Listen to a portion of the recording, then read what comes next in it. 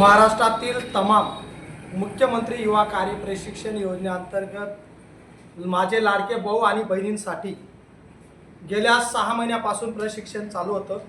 प्रशिक्षणामध्ये 6+5 असं एकूण 11 महिन्याचं प्रशिक्षणमध्ये मुख्यमंत्री साहेबांनी वाढ केली अशी घोषणा दिली। आम्ही त्याचे पहिले आदर्श मल्हार बहुजन सेना ऑल इंडियाच्या माध्यमातून अभिलाल दादा देवरे आणि त्यांचे सर्व समर्थक लाडके भाऊ आणि बहिणींच्या वतीने जाहीर आभार करतो।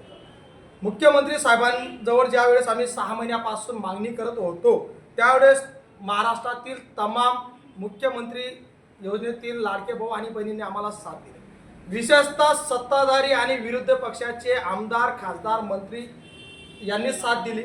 माननीय अजितदादा पवार यांना मी प्रत्यक्षात अभिलाल देवरे समाधानकारक चर्चा केली। त्यांनी दिलेला शब्द त्यांनी खरा ठरवला।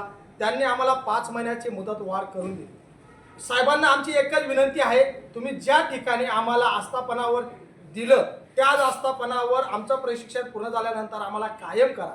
जर शासनाने कायम केलं नाही, आदर्श मल्हार सेनेच्या वतीने संपूर्ण राज्यामध्ये रस्ता रोको आंदोलन केले जातील आणि त्याच्यानंतर जर शासनाने दखल घेतलीच नाही तर अभिलाल देवरे तमाम 1,23,000 प्रशिक्षणार्थ्यांसाठी स्वतः सुट्रेपाडा गावामध्ये आमरण उपोषण करील असं सर्व पत्रकार बांधवांच्या माध्यमातून विनंती करत आहे। शासनाने वाढवल्याबद्दल त्यांचा जाहीर आभार आणि तुम्ही सुद्धा आमचा संदेश शासनापर्यंत पोहोचवा असं विनंती करतो। गेल्या 6 महिन्यापासून आदर्श मल्हार बहुजन सेना ऑल इंडियाच्या माध्यमातून राज्यातील सर्व माझे लाडके भाऊ आणि बहिणी आम्ही 6 महिन्यापासून खूप प्रयत्न करत होतो।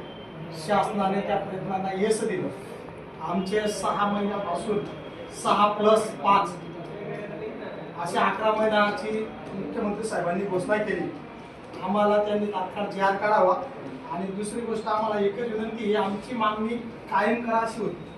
आमच्या सर्व लाडके भाऊ आणि बहिणींना महाराष्ट्रातील तमाम 1,23,000 सर्व लोकांना शासनाने कायम करावं।